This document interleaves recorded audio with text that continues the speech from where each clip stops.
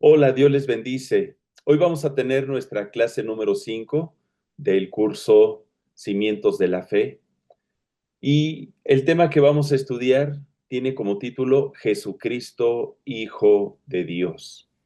El objetivo es que conozcamos a Jesucristo y que lo conozcamos como Dios, conociendo su naturaleza divina y su naturaleza humana, para que al reconocerlo podamos desarrollar una fe y una verdadera vida espiritual.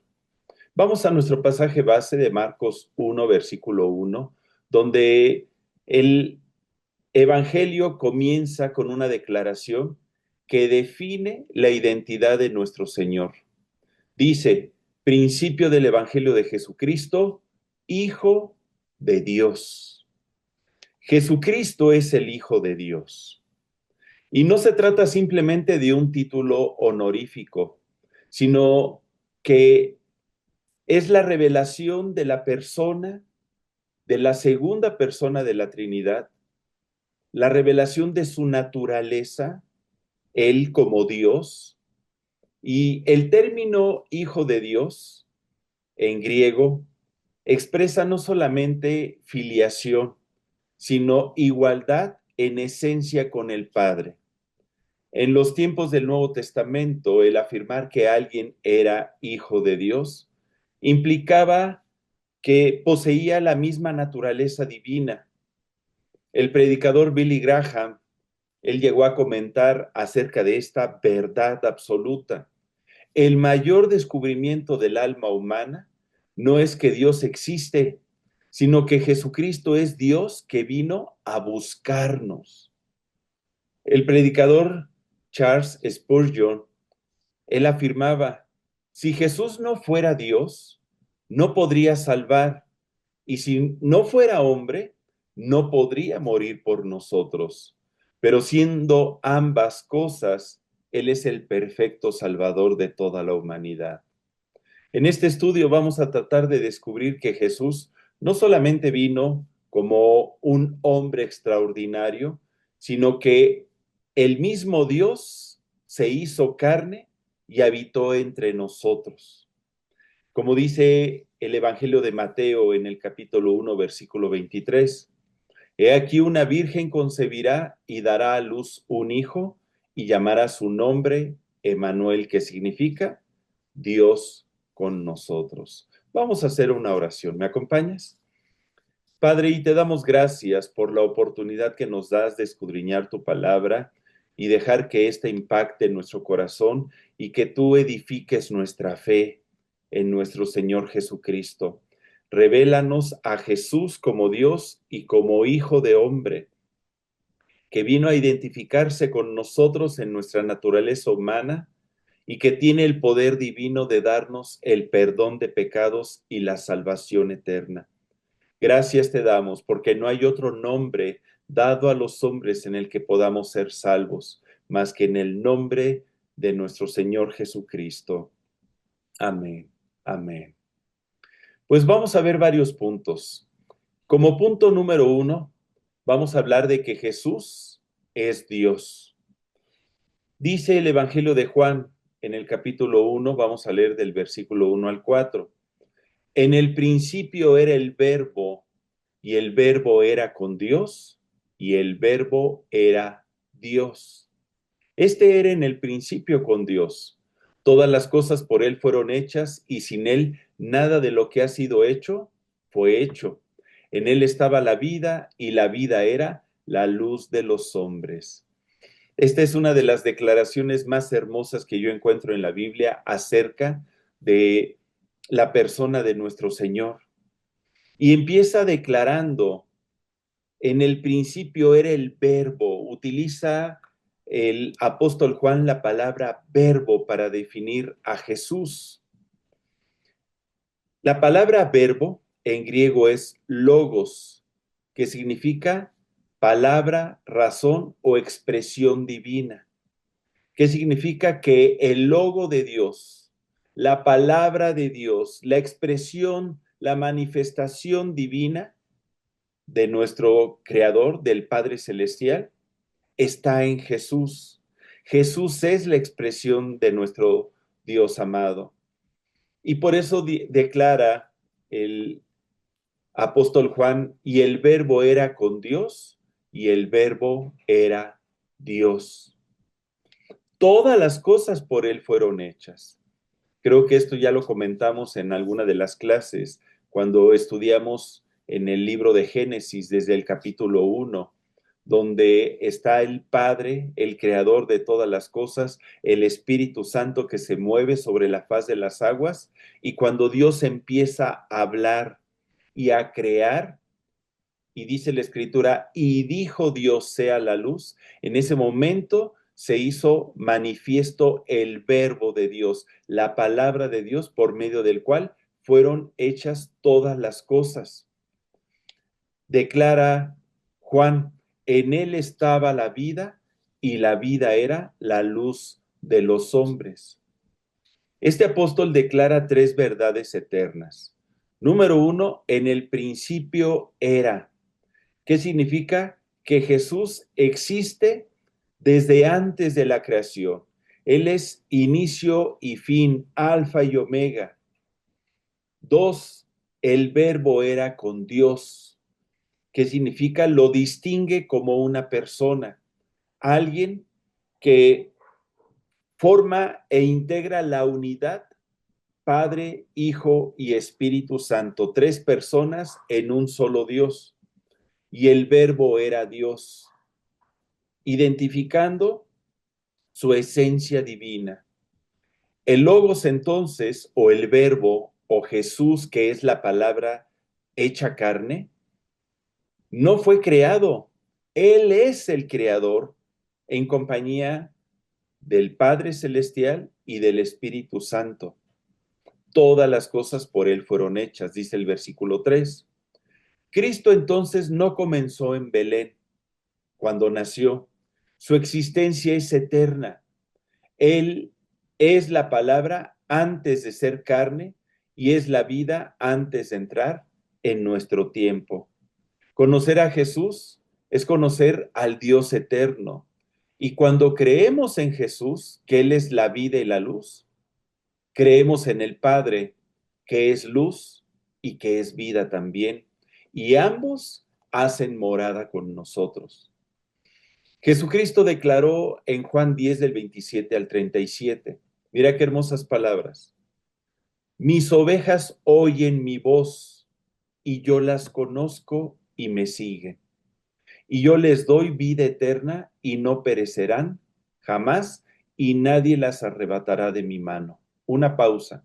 Cuando Jesucristo está diciendo mis ovejas oyen mi voz y me siguen, no es que nada más escuchemos superficialmente, es que entendamos el mensaje, lo creamos y que vivamos a través de este mensaje. Mi Padre, dice el versículo 29, que me las dio es mayor que todos y nadie las puede arrebatar de mi mano o de la mano de mi Padre. Versículo 30, yo y el Padre uno somos. Entonces los judíos volvieron a tomar piedras para apedrearle. Jesús les respondió, muchas buenas obras os he mostrado de mi Padre. ¿Por cuál de ellas me apedráis? Le respondieron los judíos diciendo, por buena obra no te apedreamos, sino por la blasfemia, porque tú, siendo hombre, te haces Dios. Ellos no podían recibir la revelación de que Jesucristo es el Hijo de Dios.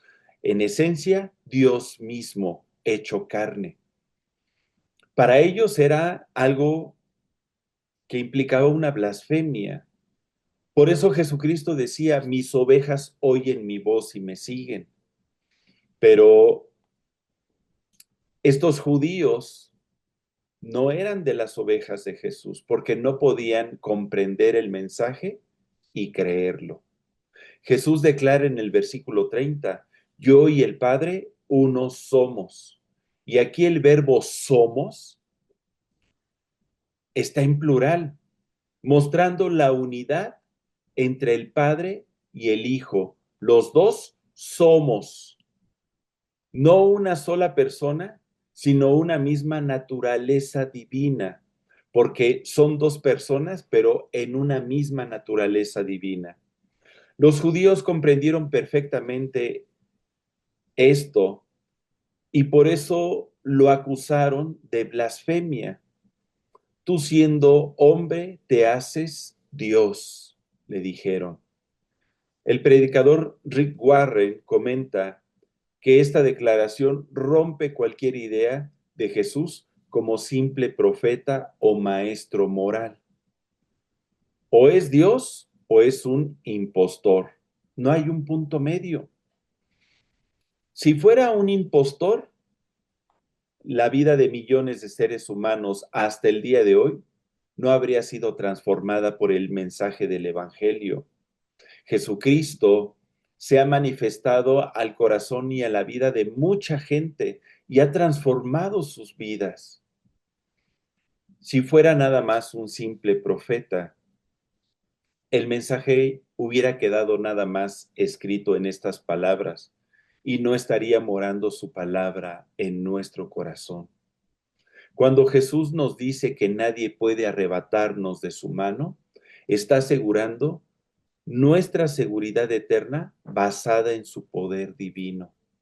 ¿Qué significa? Que en el momento en que tú y yo le entregamos nuestra vida a Cristo y lo reconocemos como Señor y Salvador, en ese momento formamos parte de sus ovejas y Él se compromete en amarnos, en apacentarnos y en protegernos todos los días hasta la eternidad. Dice Juan 14, del 7 al 11, continúa las palabras de nuestro Señor Jesucristo. Si me conocieseis, también a mi Padre conoceríais, y desde ahora le conocéis y le habéis visto. Mira qué hermosa declaración. Felipe, uno de sus discípulos, le dijo, Señor, muéstranos al Padre y nos basta. Jesús le dijo, tanto tiempo hace que estoy con vosotros y no me has conocido, Felipe. He comido contigo, hemos predicado, hemos viajado de norte y, al sur en toda la tierra de Israel. Hemos vivido tantas aventuras y no me has conocido.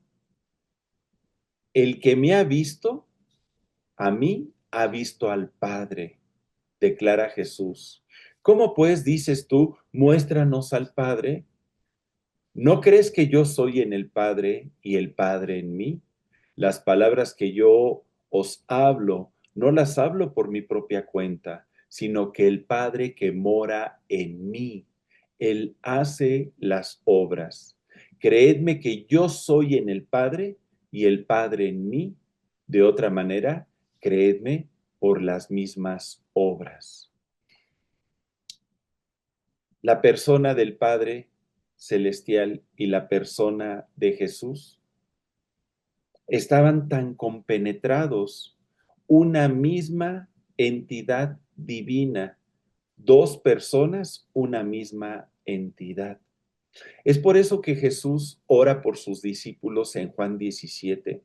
Y ahí hace también una declaración muy importante, porque esa unidad que hay entre Jesús y el Padre es la misma unidad que ora Jesús, que se manifieste en nosotros, pero entre nosotros como discípulos. Y va a ser posible por la unidad que tengamos nosotros con Jesús y Jesús en nosotros. Por eso dice, parafraseándote este versículo de Juan 17, del 22 al 23, Padre, la gloria que me diste, yo les he dado, para que así como tú y yo somos uno, ellos también sean perfectos en unidad. Yo en ellos, así como tú en mí, que también ellos sean perfectos en unidad, para que el mundo conozca que me has amado, así como los has amado a ellos. El Padre en Jesús, Jesús en el Padre, Jesús en nosotros, nosotros en Jesús y el Padre en nosotros. Jesús le dice a Felipe, el que me ha visto a mí, ha visto al Padre. Y esta afirmación revela, como te digo, la unidad espiritual y moral con el Padre. El verbo ver en griego implica comprender, discernir o experimentar. Jesús no solo dice, mírame, sino conóceme y conocerás al Padre. El predicador John Wesley, él comentó, Cristo no vino a mostrar un camino hacia Dios. Él mismo es el camino. Verle es contemplar al invisible. De tal forma que nuestra comunión con Jesús nos introduce en la presencia del Padre. Conocerle es entrar en intimidad divina con nuestro Creador. Punto número 2. Vamos a ver pruebas bíblicas de que Jesús es el mismo Padre Celestial o Jehová, como dicen nuestras Biblias en español. En Éxodo 3, del 13 al 15, escribió el siervo Moisés, inspirado por el Espíritu Santo. Dijo Moisés a Dios, he aquí llego yo a los hijos de Israel y les digo, el Dios de vuestros padres me ha enviado a vosotros. Si ellos me preguntaren, ¿cuál es su nombre? ¿Qué les responderé? Y respondió Dios a Moisés, yo soy el que soy. Una pausa. Esta es la primera vez que Dios dice el nombre con el cual desea ser identificado. Antiguamente, en el libro de Génesis, por ejemplo, donde aparece la historia de los primeros patriarcas, aparece esa historia donde Dios tiene relación con ciertos varones, con Adán, con Abraham, con Enoc, en fin, y se manifiesta a ellos como el Dios altísimo, como el Dios eterno, como el Dios creador. Ellos lo conocían así, como el Todopoderoso. Pero aquí aparece por primera vez un varón que se atreve a preguntarle al Señor, si me preguntan cuál es tu nombre, ¿qué les diré? Dios se había revelado a Moisés en el monte Horeb y lo estaba encomendando a ir a Egipto para sacar a su pueblo de casa de servidumbre. Y en esa plática, Dios se revela como yo soy el que soy. En el hebreo antiguo no había antes vocales. La forma en cómo lo escribían aparece precisamente aquí, con estas cuatro letras YHWH, que significa yo soy el que soy. Continuó leyendo y dijo, así dirás a los hijos de Israel, yo soy, me envió a vosotros. Además dijo Dios a Moisés, así dirás a los hijos de Israel, Jehová, que es la manera castellanizada de estas cuatro letras juntas, el Dios de vuestros padres, el Dios de Abraham, el Dios de Isaac y el Dios de Jacob, me ha enviado a vosotros. Este es mi nombre para siempre. Con él se me recordará por todos los siglos.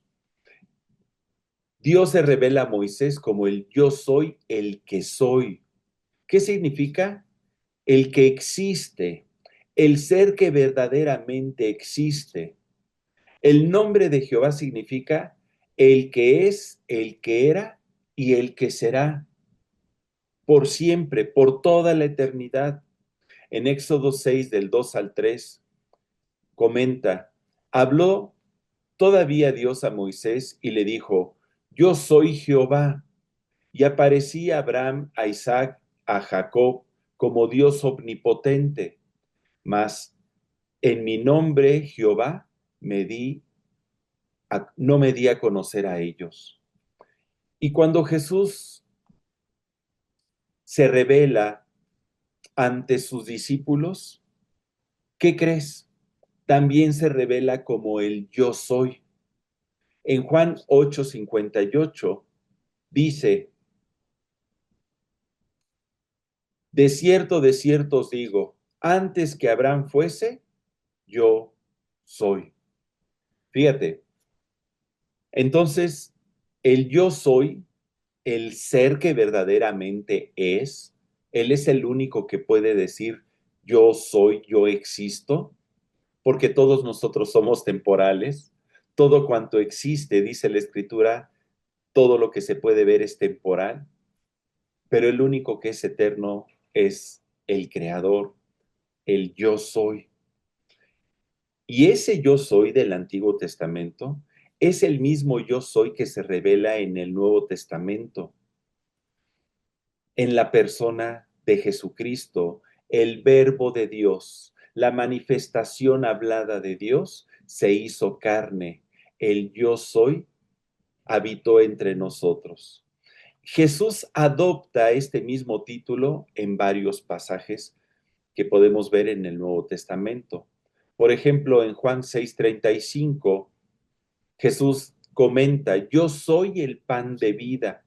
El que a mí viene nunca tendrá hambre y el que en mí cree no tendrá sed jamás.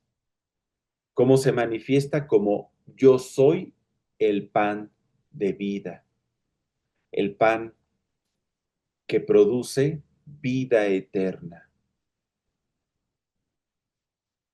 En Juan 6:48 vuelve a decir, yo soy el pan de vida. En Juan 10:9, yo soy la puerta, el que por mí entrare será salvo y entrará y saldrá y hallará pastos.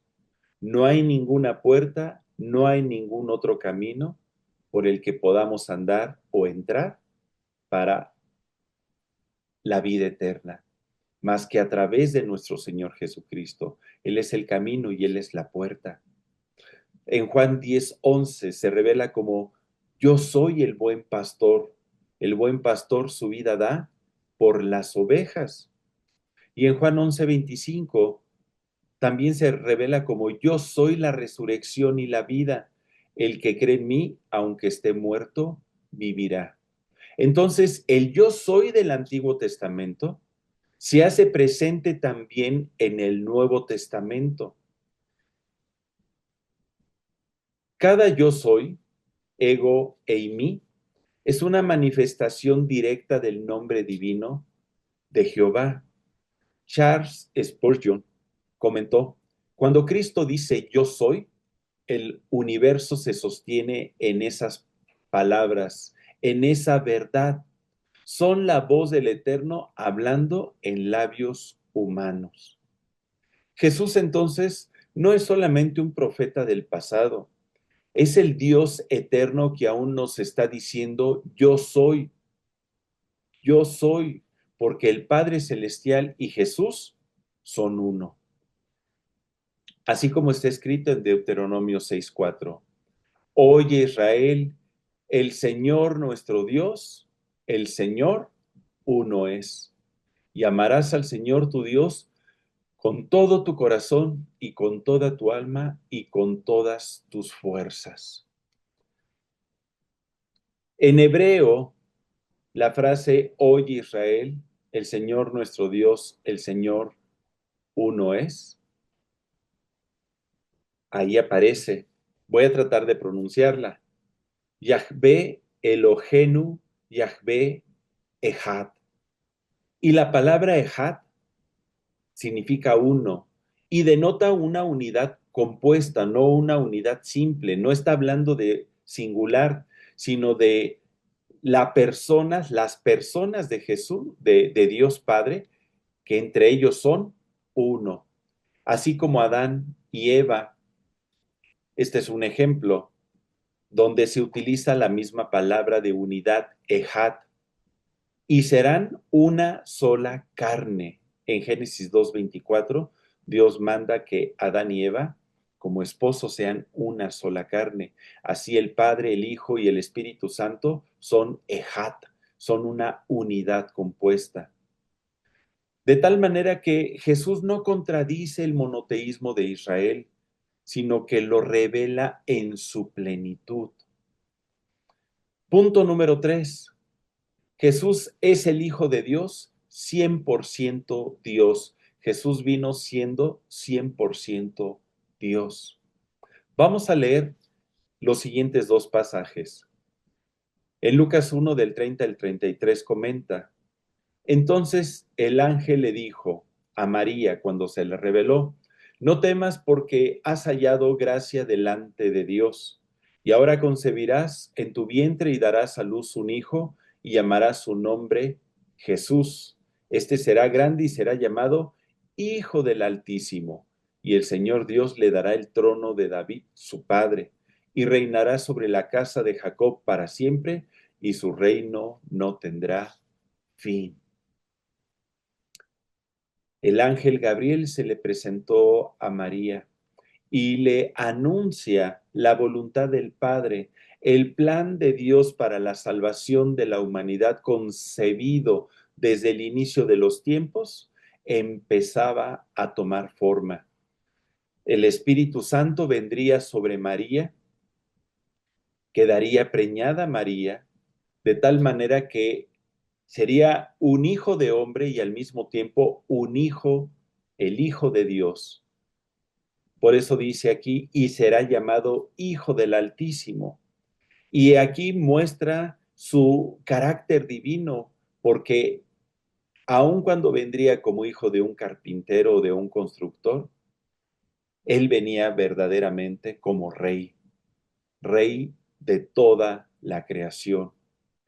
Y por eso comenta el versículo 33, y reinará sobre la casa de Jacob para siempre, y su reino no tendrá fin. Si tú has leído el Evangelio, te has de acordar de que cuando nació nuestro Señor Jesucristo en Belén, en aquella época, vinieron unos sabios de Oriente y fueron con el rey Herodes preguntando que dónde nacería el rey de Israel. Herodes se sorprendió y se asustó y quiso indagar para poder asesinar a Jesucristo. Eh, Gracias a Dios, después de que fueron estos sabios a adorar a Jesús recién nacido, se regresaron a sus tierras por otro lugar, pero fue muy triste el hecho que quedó registrado en la Biblia acerca de que Herodes mandó a matar a los niños de ciertas edades ahí en la ciudad de Belén. Porque Jesús, Él es el verdadero rey y su reino no tendrá fin. En Lucas 1:35 dice, respondiendo el ángel le dijo, el Espíritu Santo vendrá sobre ti, le está hablando a María, y el poder del Altísimo te cubrirá con su sombra, por lo cual también el santo ser que nacerá será llamado Hijo de Dios. El ángel declara que María concebiría del Espíritu Santo y que el niño sería llamado Hijo del Altísimo e Hijo de Dios. El término Hoius Deus en latín significa hijo de Dios, de la misma naturaleza de Dios, no un ser inferior, no una creación de Dios, sino hijo de Dios, con la misma naturaleza. Es como cuando nosotros que somos padres, yo tuve la oportunidad de engendrar 5 hijos y uno con el Señor, pero eh, cada uno de mis hijos, yo le heredé mi misma naturaleza, una naturaleza humana, mismos genes. Genéticamente mis hijos se parecen a mí, a su madre, de la misma forma, guardando las debidas proporciones. El Hijo de Dios, nuestro Señor Jesucristo, venía heredando la misma naturaleza de su progenitor, el Padre Celestial. David Wilkerson, él escribió, la encarnación no fue un préstamo de humanidad a la divinidad, sino la unión eterna de ambas en una sola persona. ¿Con qué propósito?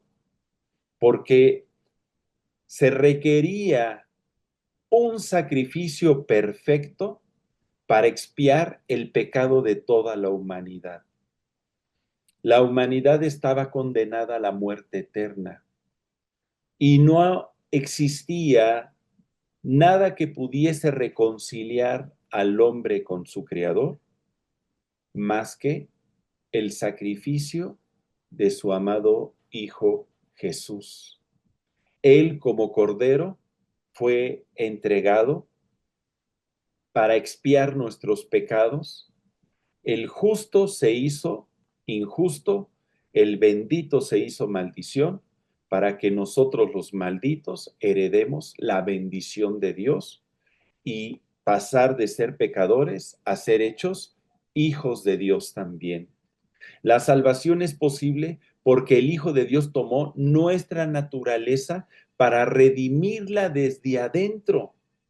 Hoy en día muchos siguen cuestionando la naturaleza divina de nuestro Señor Jesucristo, la cual es una idea que el enemigo ha sembrado desde que Jesucristo dio su vida por nosotros, porque el enemigo mismo cuestionó a nuestro Señor Jesucristo acerca de su divinidad. En Lucas 4:3 quedó el testimonio cuando Jesús fue tentado por el enemigo antes de iniciar su ministerio. Dice la escritura, entonces el diablo le dijo, si eres hijo de Dios, di a estas piedras que se conviertan en pan. Si es que eres hijo de Dios, tú dices ser hijo de Dios, a ver si es cierto que eres hijo de Dios, di, haz, manda, eres el verbo, por ti fueron hechas todas las cosas. El enemigo quiso tentar a Jesús. Sin embargo, el mismo mal no puede dejar de reconocer la divinidad de Jesús, porque su nombre es sobre todo poder, que se nombra en este siglo y en el venidero. Mira, vamos a ver un ejemplo. En Marcos 5 del 1 al 8, cuando Jesús va a la región de los Gadarenos y le sale al encuentro un hombre que tenía un espíritu inmundo, estaba poseído. Dice Marcos 5 del 1 al 8, vinieron al otro lado del mar, a la región de los Gadarenos, y cuando salió él de la barca, o sea, Jesús, enseguida vino a su encuentro de los sepulcros un hombre con un espíritu inmundo, un espíritu de demonio, que tenía su morada en los sepulcros y nadie podía atarle, ni aun con cadenas, porque muchas veces había sido atado con grillos y cadenas, mas las cadenas habían sido hechas pedazos por él, y desmenuzados los grillos, y nadie le podía dominar. Y siempre de día y de noche andaba dando voces en los montes y en los sepulcros e hiriéndose con piedras. Cuando vio pues a Jesús de lejos, corrió y se arrodilló ante él y clamando a gran voz dijo, ¿qué tienes conmigo, Jesús, Hijo del Dios Altísimo? Te juro por Dios que no me atormentes, porque le decía Jesús, sal de este hombre, espíritu inmundo. ¿Te das cuenta? Los demonios sabían que estaban ante su creador y juez. Aún los enemigos espirituales se someten al nombre de Jesús, como te decía, porque en Jesús habita toda la autoridad y toda la plenitud de la deidad. Filipenses 2 del 9 al 11 nos dice, por lo cual Dios también le exaltó, refiriéndose a Jesús, hasta lo sumo, y le dio un nombre que es sobre todo nombre, para que en el nombre de Jesús se doble toda rodilla de los que están en los cielos y en la tierra y debajo de la tierra, y toda lengua confiese que Jesucristo es el Señor para gloria de Dios Padre. La autoridad de Jesús, por ser total, fue capaz de dar su vida para salvar a toda la humanidad. Como te decía hace rato, a Jesús no lo mataron, él dio su vida. Aunque el motivo por el cual el Sanedrín o el consejo del templo pidió al gobierno romano que lo sacrificaran fue porque él se llamó hijo de Dios.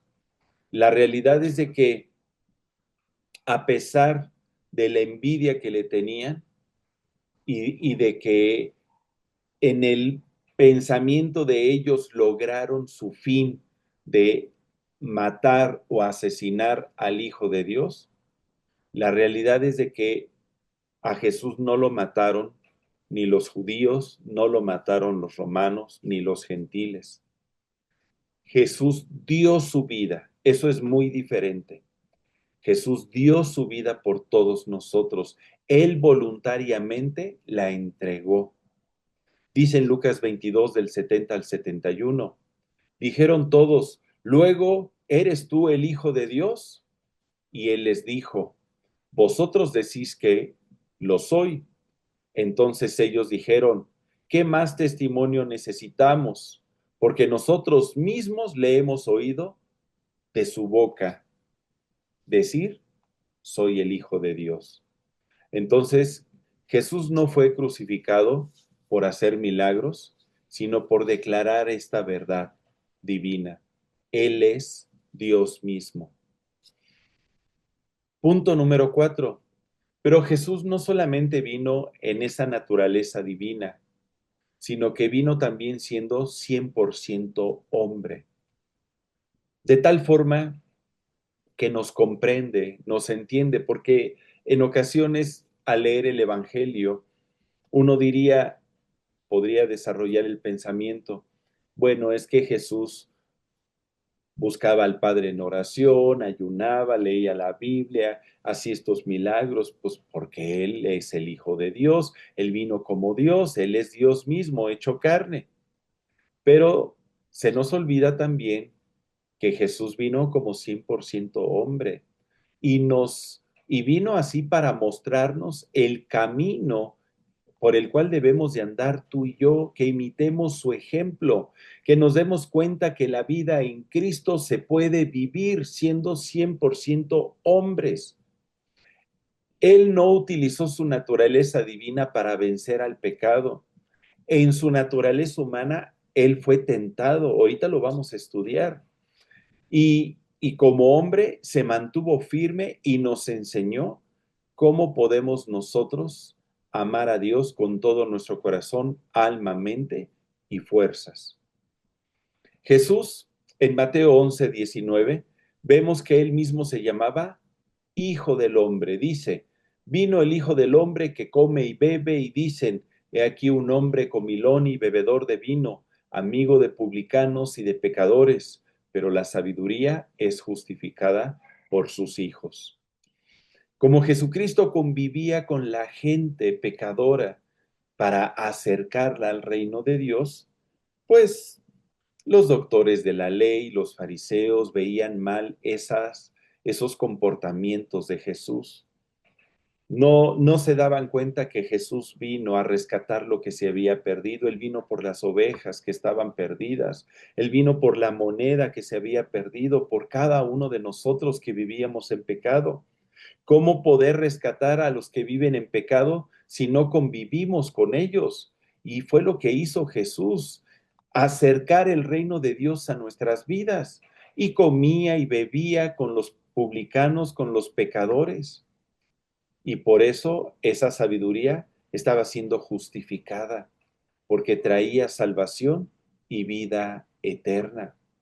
Ahora Jesús, el título del Hijo del Hombre, es un título mesiánico que aparece en el libro de Daniel en el Antiguo Testamento, en Daniel 7 del 13 al 14, que expresa la humanidad glorificada del Mesías. Acuérdate que el pueblo de Israel esperaba al Mesías. Actualmente los judíos siguen esperando al Mesías. No comprendieron que el Mesías ya fue enviado y que el Mesías fue Jesús. Es Jesús el Mesías. Y bueno, en los tiempos de Daniel, que Daniel se escribió cerca de 800 años antes de que Jesucristo viniese aquí a la tierra físicamente, eh, ellos el pueblo de Israel esperaban al Mesías, al Salvador. Y dice en Daniel 7 del 13 al 14, palabras de Daniel, miraba yo en la visión de la noche, y aquí con las nubes del cielo venía uno como un hijo de hombre, que vino hasta el anciano de días y le hicieron acercarse delante de él. y le fue dado dominio, gloria y reino para que todos los pueblos, naciones y lenguas le sirvieran. Su dominio es dominio eterno, que nunca pasará, y su reino uno, que no será destruido. Todos los reinos que han existido a lo largo de la historia en la tierra tienen un inicio y tienen un fin. Actualmente la hegemonía que tiene Estados Unidos o los países del primer mundo tienen un inicio y va a tener un fin, porque nada es eterno. El único reino que va a ser eterno, que es eterno, es el reino de nuestro Dios. Es un reino que nunca pasará y que nunca será destruido. Jesús en su humanidad experimentó las mismas necesidades e incluso tentaciones que todo ser humano siente, pero sin pecado. Cristo, al mantenerse sin pecado, es poderoso para ayudar a los que hemos vivido o vivimos en pecado y queremos salir de él. Jesús entonces, en su humanidad, se identifica con nosotros. Cristo no vino solamente a revelarnos al Dios Padre, sino cómo podemos vivir siendo hombres a través de la presencia del Espíritu Santo que nos ayuda en nuestra debilidad. ¿Qué significa? Que su humanidad nos acerca a Dios y su divinidad nos salva. Como dice Mateo 18:11, porque el Hijo del Hombre ha venido a salvar lo que se había perdido. A ti y a mí, Jesucristo a eso vino, a salvarnos. Y déjame mostrarte algunas citas bíblicas donde nos muestran eh, cómo Jesús se manifestó como hombre, lo que él experimentó, lo que él sintió, sus emociones o sus necesidades. Por ejemplo, en Juan 11:35, te voy a dejar de tarea que leas estos pasajes, estos 5 versículos. Juan 11:35, ahí dice que Jesús lloró. De hecho, es el versículo más corto de la Biblia porque prácticamente nada más dice Jesús lloró. Pero vemos a un Jesús que manifiesta sus sentimientos. Por ahí dice el dicho que los hombres no lloran. Perdóname, pero si Jesús lloró, yo voy a llorar también, porque no es malo manifestar los sentimientos. Jamás le vayas a decir a tus hijos, no llores, llora y expresa tus sentimientos, desahógate, eso es bueno, eso trae salud anímica. Jesús manifestó regocijo. Yo no me imagino la figura o la idea de Jesús que nos han vendido en las películas acerca de él, a un Jesús solemne y todo perdóname esta expresión, ñoño, santurrón, no sé cómo podría expresártelo, místico, que no mueve ni una vara, que no carga ni un plato.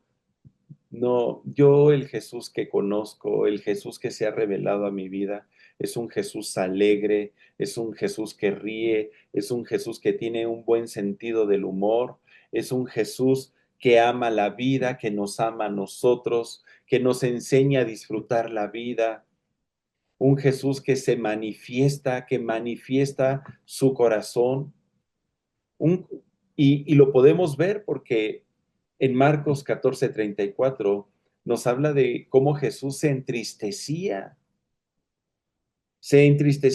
al ver pues lo que nos acontecía a nosotros como hombres o lo que le acontecía a sus amigos, a sus seres queridos.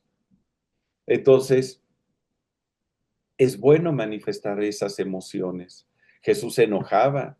Dice la escritura que en cierta ocasión entró al área del templo, a la explanada del templo, y hizo un hato de cuerdas y empezó a echar fuera a los que vendían cabras, borregos, palominos y volcó las mesas de los cambistas. porque él decía, mi casa será llamada casa de oración, mas ustedes la han hecho cueva de ladrones, expresando enojo por, por la casa de Dios, porque se había convertido en un lugar de mercado donde la gente exprimía y le sacaba provecho a las ofrendas de Dios, al deseo de los peregrinos que iban a adorar al templo. Les robaban prácticamente ahí sus recursos y Jesús se enojó. Jesús, pues, era un ser humano como nosotros, que padecía, tenía hambre, él comía. En Mateo 4:2 queda registrado que antes de iniciar su ministerio, eh, ayunó 40 días y 40 noches y tuvo hambre, dice así textualmente la escritura, tuvo hambre. Y pues yo leyendo la escritura veo que Jesús fue muy amigo de Marta y de María, las hermanas de Lázaro, y, y bueno, esto ya es un pensamiento personal, la Biblia no lo declara, pero imagínate Jesús, un joven de 30 años, 31, 32, 33 años, amigo de María, de Marta, iba con ellos, convivía, amigo de Lázaro, su hermano, de ellas. ¿No habrá puesto sus ojos, alguna de ellas, sus ojos en Jesús? Que a lo mejor se haya enamorado de Jesús siendo joven. A lo mejor y sí. Tal vez hasta Jesús sintió un cariño especial por, por María, ¿verdad?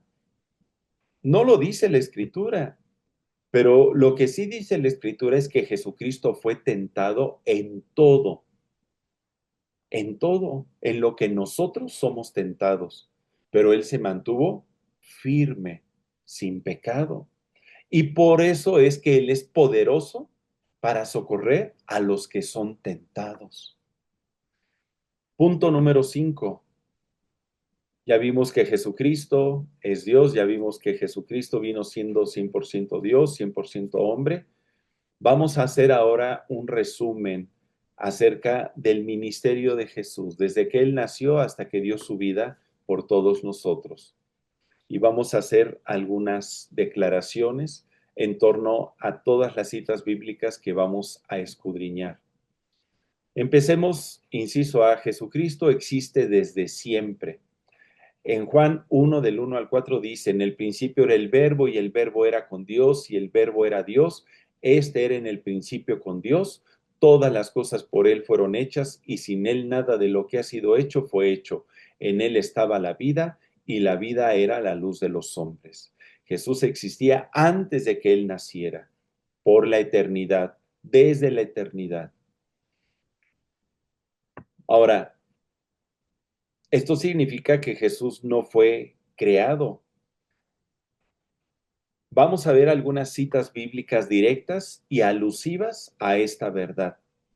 En Apocalipsis 1:8 dice, yo soy el alfa y la omega, el principio y el fin, dice el Señor. En la Biblia, en el Nuevo Testamento, cuando hablan de Señor con mayúsculas, se refieren a Jesús. El que es y que era y que ha de venir, el Todopoderoso, porque Jesús y el Padre son uno. Jesús como principio y fin de todas las cosas.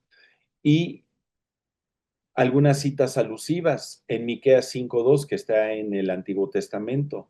Pero tú, Belén, Efrata, pequeña, para estar entre las familias de Judá, de ti me saldrá el que será Señor en Israel, y sus salidas serán desde el principio, desde los días de la eternidad.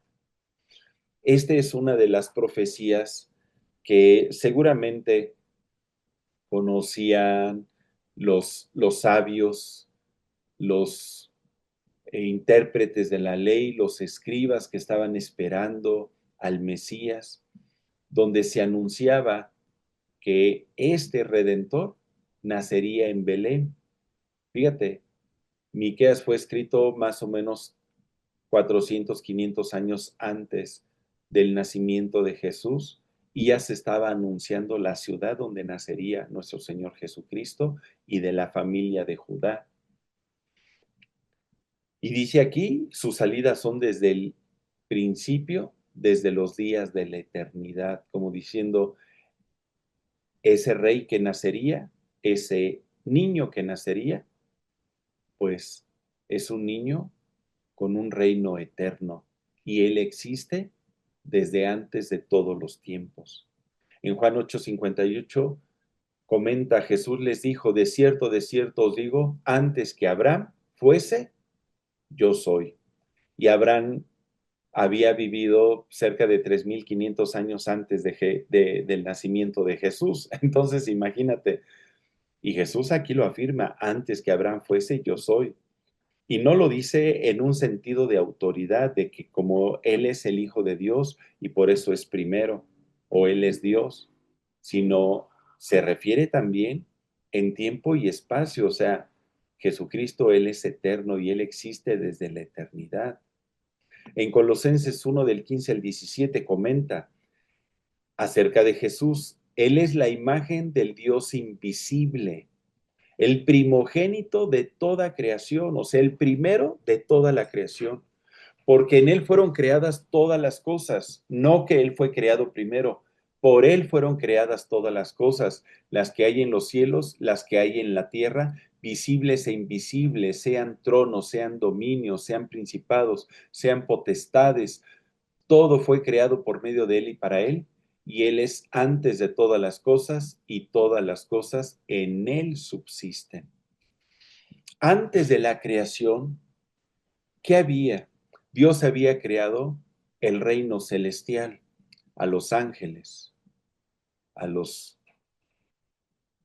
querubines, a los serafines, a los arcángeles, y no sé cuánto tiempo haya durado el reino de Dios manifestado de esa forma, pero lo que sí sé es que ahí estaba Jesús con él, en el reino celestial. Y después Dios concibió la idea de hacer un reino visible para que se manifieste su gloria. El Dios invisible se hacía visible a través de toda su creación. Ahora, estas citas bíblicas enfatizan la naturaleza divina y eterna de Jesucristo, destacando su existencia antes de la creación y su papel como Señor y Creador también de ella. Inciso B. Jesucristo nació de una mujer virgen. Mateo 1 del 13 al 23. Tal vez nunca habías leído esta historia, la historia del nacimiento del anunciamiento del nacimiento de Jesús a María, su madre. Dice, el nacimiento de Jesucristo fue así.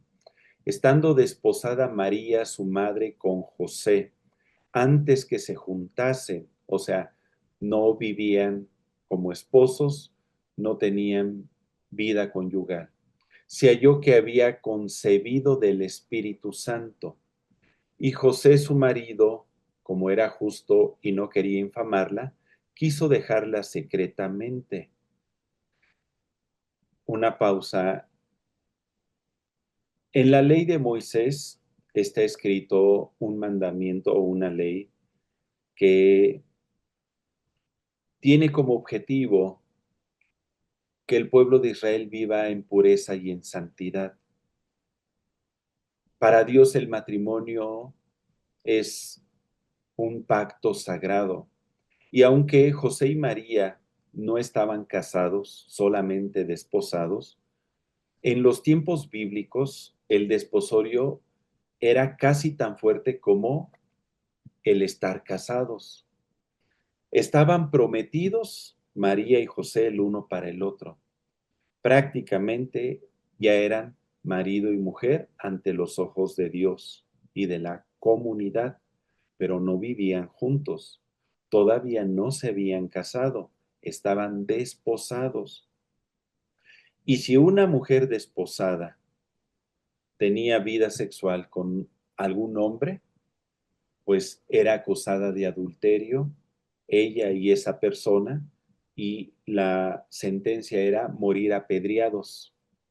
Entonces, sabiendo José que si él denunciaba el embarazo de María, la exponía a que María fuese apedreada por el pueblo como una mujer adúltera. Y entonces la quiso dejar secretamente.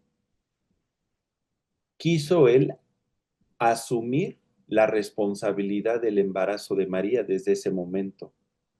Al dejarla secretamente, parecía que él había abusado de María, la había tomado antes de casarse y la había abandonado.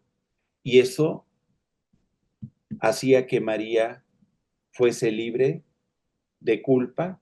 Él tomaba la responsabilidad o la culpa, él iba a aparecer como una persona injusta e infame en su pueblo, pero la dignidad de María iba a ser librada. Sin embargo, dice el versículo 20, que pensando en esto, el ángel del Señor le apareció en sueños y le dijo: José, hijo de David, no temas recibir a María tu mujer, porque lo que en ella es engendrado del Espíritu Santo es. Y dará a luz un hijo y llamará su nombre Jesús, porque él salvará a su pueblo de sus pecados. Todo esto aconteció para que se cumpliese lo dicho por el Señor por medio del profeta, cuando dijo: He aquí una virgen concebirá y dará a luz un hijo y llamará su nombre Emmanuel, que traducido es Dios con nosotros. Entonces José recibió a María, creyó en las palabras del ángel. Date cuenta del corazón que tenía José, del corazón que tenía María. María le dijo al ángel: hágase conmigo conforme a las palabras del Señor. Y José, después de que recibió la revelación por medio del ángel de que lo que había engendrado en María era por el Espíritu Santo, obedeció y recibió a María. Eso es fe. Eran personas de fe. Ambos creían en el Señor. Vamos a pasar al inciso C. Después de que Jesús nació, él creció, se desarrolló como hijo de José y de María. José se dedicaba a la construcción, a la carpintería. María se dedicaba a las labores de casa. Eh, Vivían de una manera muy sencilla. El sueldo de un constructor pues no era mucho en aquellos tiempos. Se decía que en cierta manera Jesús vivió en medio de una familia pues con recursos limitados y tal vez no tuvo la oportunidad de estudiar, de ir a alguna universidad o algún colegio, pero lo que sí es que desde temprana edad él empezó a buscar, a conocer a su Padre Celestial. No tengo aquí la cita, pero dice la Escritura que Jesús a la edad de los 12 años fue al templo a la fiesta de la Pascua. Cada año subía su padre y iba con su madre para alabar, adorar a Dios. Y él seguramente fue a celebrar su Bar Mitzvah, que es una fiesta que se celebra cuando los niños varones alcanzan la edad adulta para formar parte de una sinagoga. Entonces, ahí se encontraba Jesús a esa edad, platicando con los doctores de la ley, preguntándoles y dándoles respuestas, y se asombraban de su inteligencia. Y dice la Escritura que el niño crecía en sabiduría y en gracia para con Dios y los hombres. El Evangelio no narra más de la vida de Jesús hasta que aparece a la edad de los 30 años e inicia su ministerio, cuando después de que fue bautizado por Juan en el río Jordán, Juan el Bautista, y que fue tentado por el Espíritu Santo en el desierto 40 días y 40 noches, la Escritura dice que regresó en el poder del Espíritu Santo y desde entonces comenta Mateo 4:17, comenzó Jesús a predicar y a decir, arrepentíos porque el reino de los cielos se ha acercado. El ministerio de Jesús duró 3 años, inició aproximadamente a los 30 y terminó a la edad aproximada de 33 años, que fue cuando dio su vida por nosotros. ¿Cuál era su mensaje? Arrepiéntanse porque el reino de Dios se ha acercado. ¿Qué hizo Jesús? Acercar el reino de Dios a nuestra vida. ¿Qué le pide a toda la humanidad? Arrepiéntanse. ¿Y qué significa la palabra arrepentimiento? Cambia tu manera de pensar. Cambia tu manera de pensar. Deja de hacer lo malo que estás haciendo y acércate a Dios. Y Jesucristo no solamente predicaba, sino que enseñaba, sanaba, liberaba a las personas. Él vino a traer la manifestación del reino de Dios aquí en la tierra. Inciso D, dice en Mateo 4:23, y recorría Jesús toda Galilea, enseñando en las sinagogas de ellos y predicando el evangelio del reino y sanando toda enfermedad y toda dolencia en el pueblo. Date cuenta de su corazón. El ministerio de Jesús fue un ministerio de predicación, de enseñanza, de sanidades y de libertad. Él vino a liberar a las personas que eran oprimidas por el diablo. En Mateo 9:35 comenta, recorría Jesús todas las ciudades y aldeas enseñando en las sinagogas de ellos, predicando el evangelio del reino y sanando toda enfermedad y toda dolencia en el pueblo.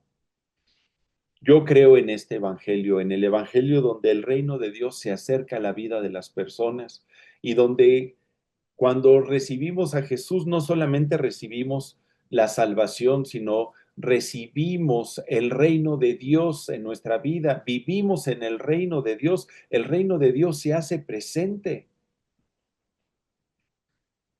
y podemos vivir en las bendiciones de Dios, bendiciones de sanidad, bendiciones de libertad, bendiciones de provisión. A eso vino Jesús, a bendecirnos.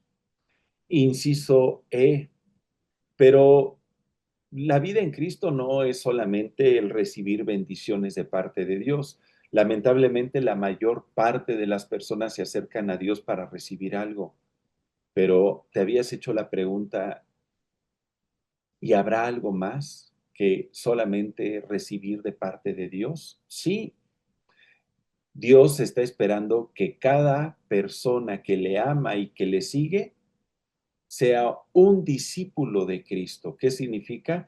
Que siga los pasos de Jesús, que se integre al ministerio de Jesús, que haga las mismas labores que Jesús. Si Jesús sanaba, enseñaba, predicaba y liberaba, pues que sus discípulos hagan prácticamente lo mismo. En Mateo 9, del 36 al capítulo 10:1, podemos ver este deseo en la vida de Jesús. Y al ver las multitudes, tuvo compasión de ellas, porque estaban desamparadas y dispersas como ovejas que no tienen pastor.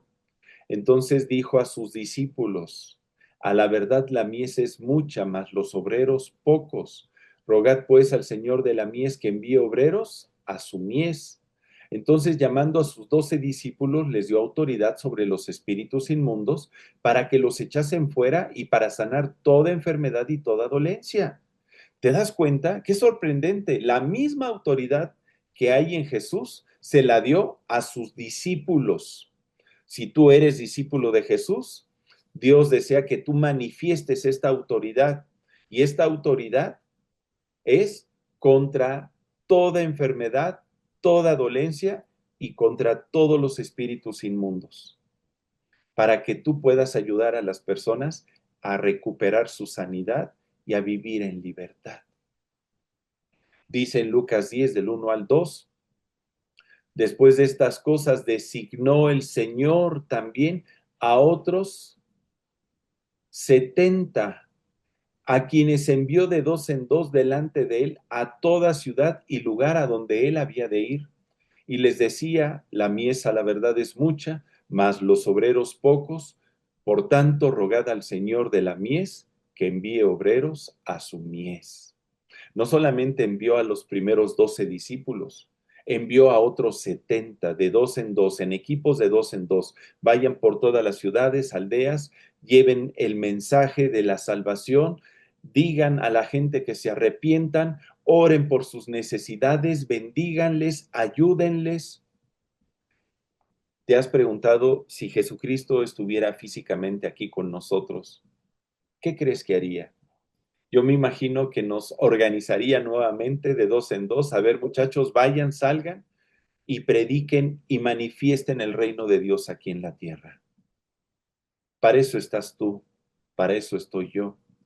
La vida en Cristo no es nada más congregarse en un lugar, no es nada más recibir bendiciones, es capacitarnos para ser instrumentos de bendición, para que el reino de Dios se extienda aquí en la tierra, para dar a conocer a nuestro Salvador. Inciso F. Después de 3 años que duró su ministerio, Jesucristo dio su vida por todos nosotros, murió en la cruz. En Juan 10, del 17 al 18, Jesucristo afirma: por eso me ama el Padre, porque yo pongo mi vida para volverla a tomar. ¿Te das cuenta? Jesús la entrega. Nadie me la quita, sino que yo de mí mismo la pongo. Tengo poder para ponerla y tengo poder para volverla a tomar. Este mandamiento recibí de mi Padre. Entonces, como te decía, Jesucristo no fue asesinado. Jesucristo dio su vida. Es muy diferente. Él voluntariamente se entregó para salvarnos. Es por eso que si tú decides amar a Dios, es una entrega voluntaria también. Tú voluntariamente algún día debes de hacer una oración invitando a Jesús a entrar a tu corazón, declarando que Él es el Hijo de Dios y que Él es tu Salvador y que tú crees en la muerte y en la resurrección de Jesús, de tal manera que te identificas con su muerte al querer morir a tu pecado, a las cosas malas que hacías, a la vieja vida que llevabas, y así como Jesús resucitó, tú empezar a andar en una vida nueva. Y esto es un compromiso que se hace en oración, públicamente de preferencia. Entonces, mi oración es que si tú no has tenido ese encuentro personal con Cristo, un día te decidas hacer esta oración e invites a Jesús a entrar a tu vida. Porque como declara Juan 14, del 6 al 7, Jesús dice: yo soy el camino y la verdad y la vida, nadie viene al Padre sino por mí. Si me conocieseis, también a mi Padre conoceríais, y desde ahora le conocéis y le habéis visto, porque Jesús y el Padre uno son. ¿Cómo fue la crucifixión de Jesús? Jesucristo celebró la última Pascua con sus discípulos en el aposento alto en la ciudad de Jerusalén. Cuando terminó la reunión, fueron al Monte de los Olivos, que queda enfrente de la ciudad de Jerusalén, y estuvo ahí cantando y llorando con sus discípulos, y se fue a un lugar retirado a orar. Era mucha la presión que tenía. Le estaba entregando su corazón al Padre y le decía: Padre, si, si fuese por ti, que pase de mí esta copa, pero no sea lo que yo quiero, sino lo que tú quieres. Y Jesús se rindió ante el Padre Celestial. Su naturaleza le decía: no lo hagas, pero su espíritu le decía: ríndete, ríndete ante el Padre Celestial, haz la voluntad del que te envió.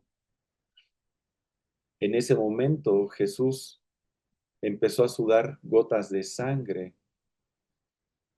y el libro de Isaías hace una descripción de lo que Jesucristo vivió en esos últimos momentos en que fue apresado, en que fue llevado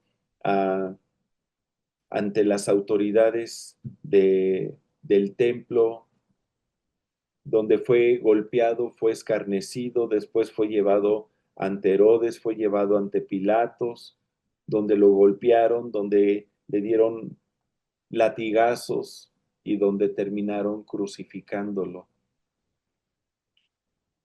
en el monte Gólgota.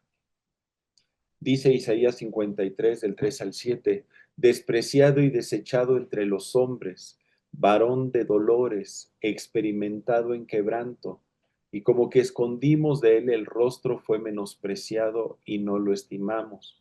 Una pausa. Esta parte describe como cuando sus discípulos huyeron y lo dejaron solo en el huerto de Getsemaní, o pudiera describir también cuando Pedro le negó que lo conocía mientras él estaba siendo enjuiciado. Versículo 4. Ciertamente llevó él nuestras enfermedades y sufrió nuestros dolores. Y nosotros le tuvimos por azotado, por herido de Dios y abatido. Mas él herido fue por nuestras rebeliones, molido por nuestros pecados. El castigo de nuestra paz fue sobre él, y por su llaga fuimos nosotros curados. Todos nosotros nos descarriamos como ovejas, cada cual se apartó por su camino, mas Dios cargó en él el pecado de todos nosotros. Angustiado él y afligido, no abrió su boca. Como cordero fue llevado al matadero, y como oveja delante de sus trasquiladores. Enmudeció y no abrió su boca. Y si la abrió estando en la cruz, fue nada más para decir: Padre, perdónalos, porque no saben lo que hacen.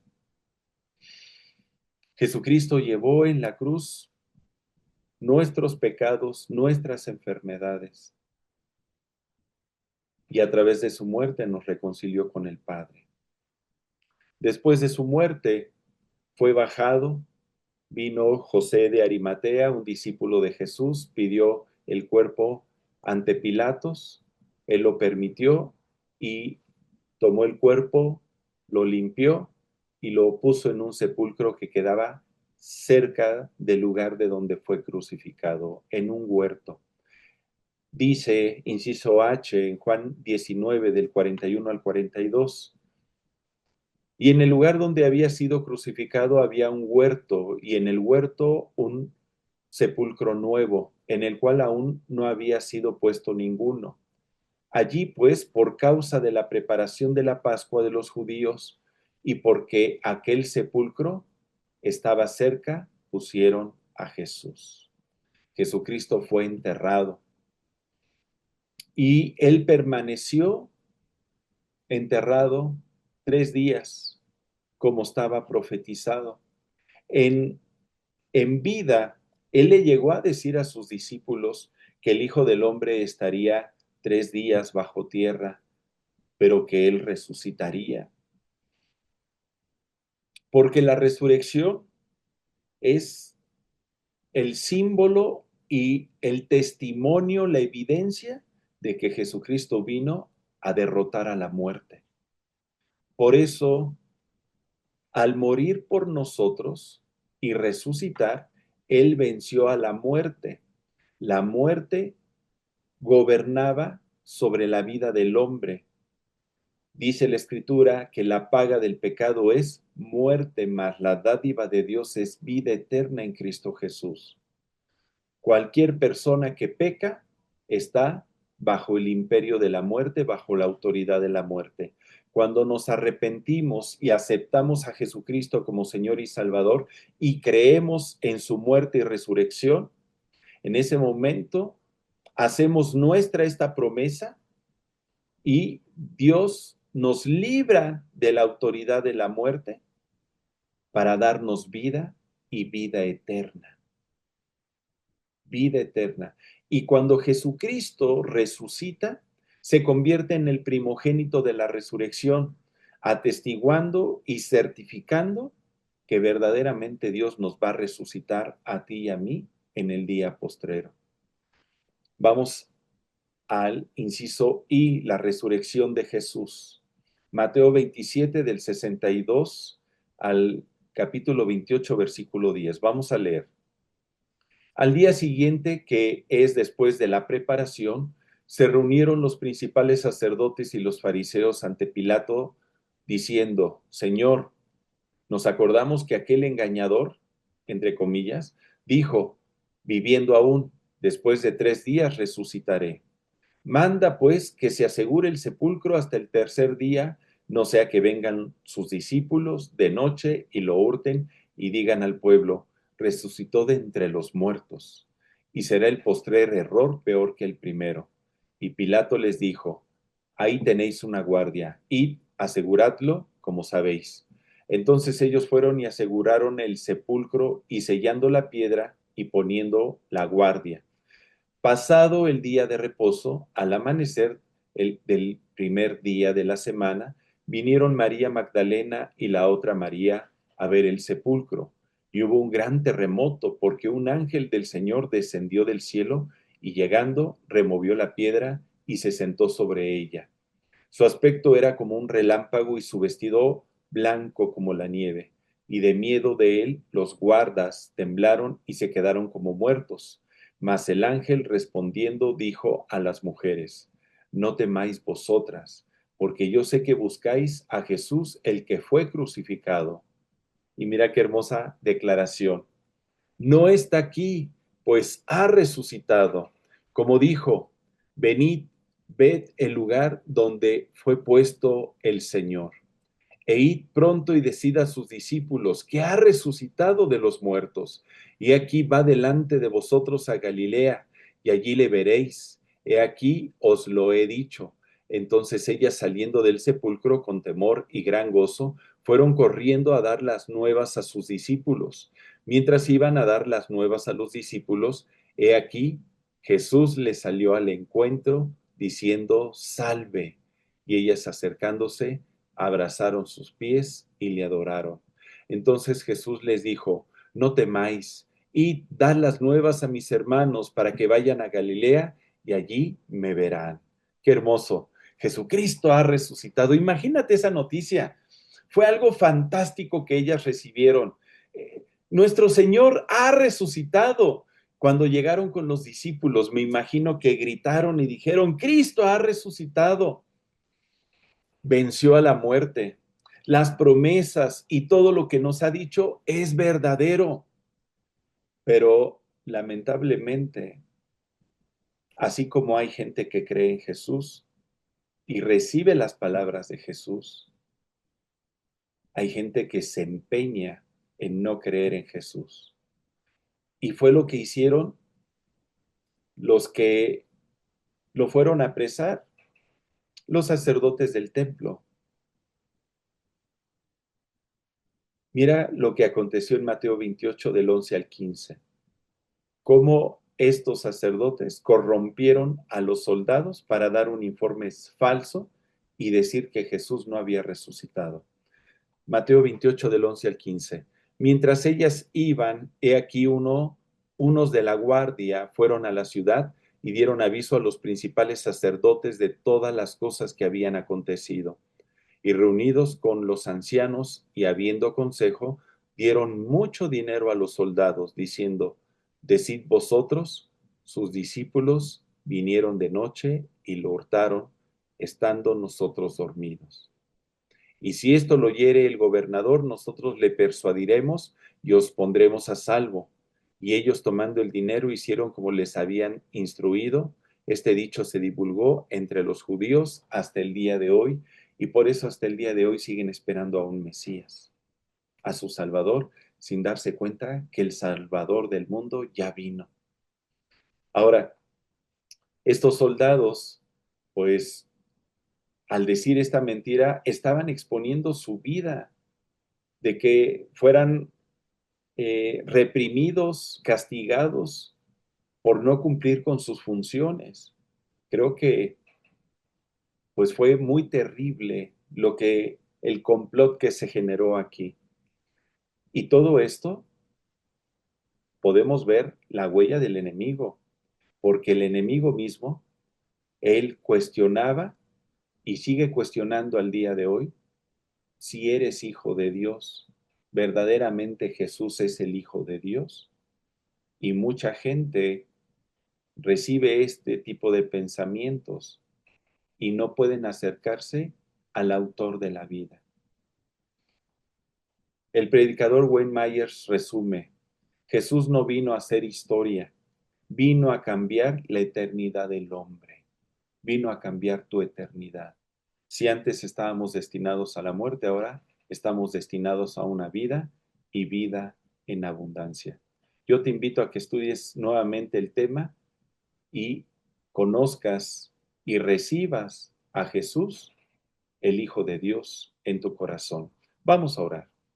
Padre, y gracias te damos por la oportunidad que nos das de haber escudriñado tu palabra y dejar que tu Espíritu Santo hable a nuestro corazón. Sea tu presencia guiándonos siempre a toda verdad, y gracias te doy por cada uno de los alumnos que van a recibir esta enseñanza. Bendíceles en el nombre de Cristo Jesús. Amén. Amén. Te envío al ratito el video. La paz de Dios sea contigo y un abrazo. Hasta luego.